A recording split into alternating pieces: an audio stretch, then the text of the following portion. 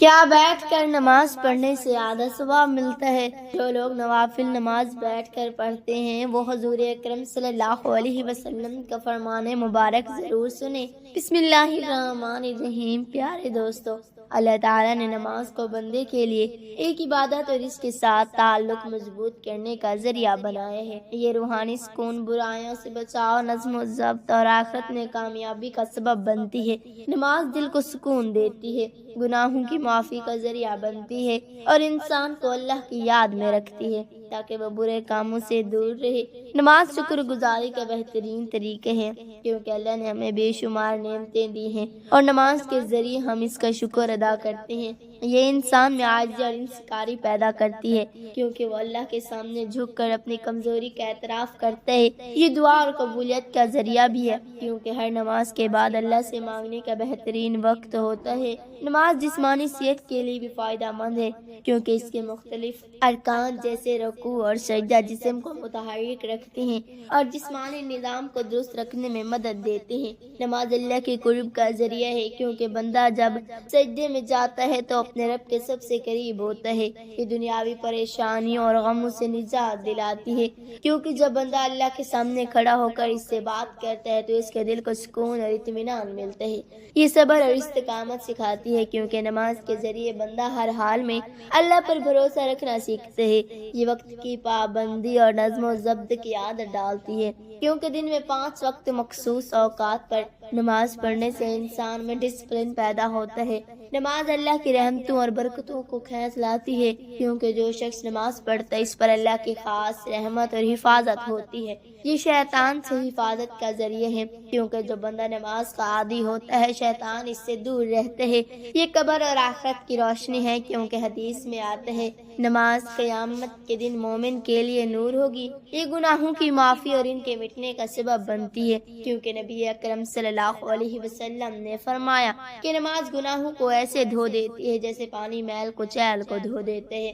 یہ مال و دولت کی برکت کا ذریعہ ہے کیونکہ جو لوگ نماز کی پابندی کرتے ہیں اللہ ان کے رزق میں اضافہ فرماتا ہے۔ یہ معاشرتی برائیوں سے بچاتی ہے کیونکہ جو شخص نماز پڑھتا ہے وہ چوری، جھوٹ، ظلم اور بے حیائی سے بچنے کی کوشش کرتے ہیں۔ یہ اللہ کے عذاب سے نجات کا ذریعہ ہے کیونکہ جو شخص نماز چھوڑ دیتا ہے اس کے لیے سخت وعیدیں آئی ہیں اور جو نماز پڑھتے ہیں وہ اللہ کی پناہ میں آ جاتا ہے۔ یہ دل کی سختی کو ختم کرتے کیونکہ اللہ کا ذکر کرنے سے دل نرم ہوتا ہے اور بندہ اللہ کی محبت میں آ جاتا ہے۔ یہ دنیا اور آخرت کی کامیابی کی کنجی ہے کیونکہ جو لوگ نماز کے پابند ہوتے ہیں وہ دنیا میں بھی کامیاب رہتے ہیں اور آخرت میں بھی جنت کے مستحق بنتے ہیں۔ نماز اللہ تعالیٰ کی طرف سے ایک عظیم تحفہ ہے جو بندے کو مسلسل اس کے رب سے جوڑے رکھتی ہے۔ یہ نفاق سے بچاتے ہیں کیونکہ نماز چھوڑنا منافقین کی علامتوں میں سے ہے اور جو شخص اخلاص کے ساتھ نماز پڑھتا ہے اس کا دل ایمان سے بھرتا ہے۔ یہ عزت اور وقار میں اضافہ کرتی ہے کیونکہ جو بندہ اللہ کے سامنے جھکتا ہے اللہ اسے دنیا میں بھی اور آخرت میں بھی بلند مقام عطا کرتا ہے۔ یہ صراط مستقیم پر چلنے میں مدد دیتی ہے کیونکہ روزانہ 5 وقت اللہ کے حضور حاضر ہونے سے انسان کو اچھے اور برے راستے میں تمیز آ جاتی ہے۔ یہ بے خوفی اور حوصلہ ادا کرتی ہے کیونکہ جو شخص نماز پڑھتا ہے وہ اللہ پر بھروسہ رکھتا ہے اور کسی بھی مصیبت میں گھبراتا نہیں۔ یہ سچائی اور دیانتداری کو فروغ دیتی ہے کیونکہ نماز انسان کو ہر حال میں سچ بولنے اور ایمانداری اختیار کرنے کا سبق دیتی ہے۔ یہ زندگی میں استقامت اور حوصلہ پیدا کرتی ہے کیونکہ مسلسل نماز پڑھنے سے انسان میں مشکلات کا مقابلہ کرنے کی طاقت آتی ہے۔ یہ ہر لمحہ اللہ کی یاد دلاتی ہے کیونکہ دن میں 5 بار نماز پڑھنے سے بندہ کبھی بھی اللہ کو بھولتا نہیں ہے۔ زندگی کے ہر فیصلے میں رہنمائی فراہم کرتی ہے کیونکہ جو شخص نماز پڑھتا ہے اس کا دل اللہ کی طرف سے صحیح فیصلے کرنے کے لیے روشن ہو جاتا ہے۔ یہ غربت اور تنگ دستی سے نجات کا ذریعہ بنتی ہے کیونکہ جو لوگ نماز قائم کرتے ہیں اللہ ان کے رزق میں کشادگی فرماتا ہے۔ یہ اللہ کے عذاب سے حفاظت کا ذریعہ ہے کیونکہ جو نماز کی پابندی کرتا ہے اللہ اسے دنیا اور آخرت کے عذاب سے بچا لیتا ہے۔ یہ قبر کی وحشت اور اندھیرے سے نجات کا سبب بنتی ہے کیونکہ حدیث میں آتا ہے کہ نماز قبر میں روشنی بن کر آتی ہے۔ یہ دل کی سختی کو ختم کر کے انسان کو نرم مزاج اور دوسروں کے ساتھ حسن سلوک کرنے والا بناتی ہے۔ یہ تمام انبیاء کی سنت اور تعلیمات کا خلاصہ ہے کیونکہ ہر نبی نے اپنی امت کو نماز کی تاکید کی ہے۔ یہ اللہ کے ساتھ محبت کو بڑھاتی ہے کیونکہ جو شخص نماز میں اللہ سے راز و نیاز کرتا ہے اللہ اس کا دل اللہ کی محبت سے بھر جاتا ہے۔ یہ دنیا میں کامیابی اور آخرت میں جنت کے حصول کا بہترین ذریعہ ہے، کیونکہ اللہ نے جنت ان لوگوں کے لیے وعدہ کی ہے جو نماز کے پابند ہیں۔ نماز ایمان کی پہچان ہے، کیونکہ جو شخص اللہ کے سامنے جھکتا ہے وہی سچا مومن ہوتا ہے۔ یہ جہنم کی آگ سے ڈھال ہے، کیونکہ جو نماز قائم کرتا ہے اللہ اسے عذاب سے محفوظ رکھتا ہے۔ یہ زندگی کا نظم و ضبط ہے، کیونکہ 5 وقت نماز پڑھنے والا کبھی وقت ضائع نہیں کرتا۔ یہ سب سے بڑی طاقت ہے، کیونکہ نماز پڑھنے والا کسی کے سامنے جھکنے کے بجائے صرف اللہ پر بھروسہ کرتا ہے۔ یہ گناہوں کی چٹان توڑ دیتی ہے، کیونکہ ہر نماز انسان کے گناہ دھو دیتی ہے، جیسے پانی میل کو بہا دیتا ہے۔ یہ بے خوفی اور دلیری کی کنجی ہے، کیونکہ جو اللہ کے سامنے جھکتا ہے وہ کسی دنیاوی طاقت سے نہیں ڈرتا۔ یہ معاشرے کی اصلاح کا ہتھیار ہے، کیونکہ جہاں نماز قائم ہو وہاں برائیاں ختم ہو جاتی ہیں۔ یہ بدبختی کا علاج ہے، کیونکہ جو نماز چھوڑ دے وہ ذلت اور ناکامی کا شکار ہو جاتا ہے۔ یہ رزق میں برکت کا راز ہے، کیونکہ اللہ فرماتے ہیں کہ نماز پڑھنے والوں کا رزق آسان کر دیا جاتا ہے۔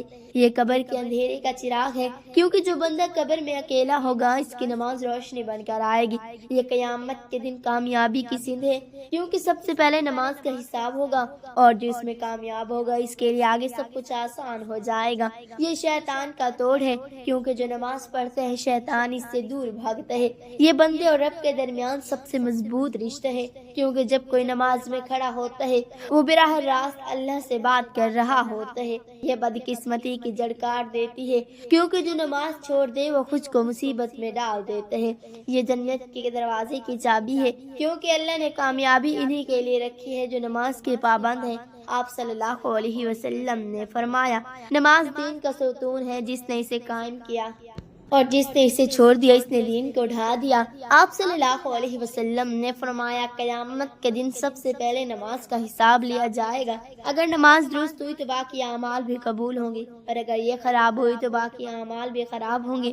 آپ صلی اللہ علیہ وسلم نے فرمایا، نماز جنت کی کنجی ہے۔ آپ صلی اللہ علیہ وسلم نے فرمایا، نہیں تمہارا کیا خیال ہے اگر تمہارے دروازے پر نہر ہو اور تم اس پر روزانہ 5 مرتبہ غسل کرو تو کیا تمہارے جسم پر کوئی میل باقی رہے گا؟ صحابہ نے عرض کیا، بالکل نہیں۔ تو آپ صلی اللہ علیہ وسلم نے فرمایا، یہی حال 5 وقت کی نماز کا ہے۔ اللہ ان کے ذریعے گناہوں کو مٹا دیتے ہیں جیسے پانی میل کو بہا دیتے ہیں۔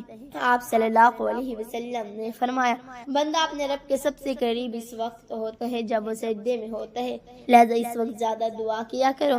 آپ صلی اللہ علیہ وسلم نے فرمایا، ہمارے اور ان کفار کے درمیان جو چیز فرق کرتی ہے وہ نماز ہے، جس نے اسے چھوڑ دیا اس نے کفر کیا۔ آپ صلی اللہ علیہ وسلم نے فرمایا، جب انسان نماز پڑھتا ہے تو شیطان اس سے دور ہو جاتا ہے۔ آپ صلی اللہ علیہ وسلم نے فرمایا، نماز نور ہے، صدقہ دلیل ہے، صبر روشنی، اور قرآن تمہارے حق میں یا تمہارے خلاف حجت ہوگا۔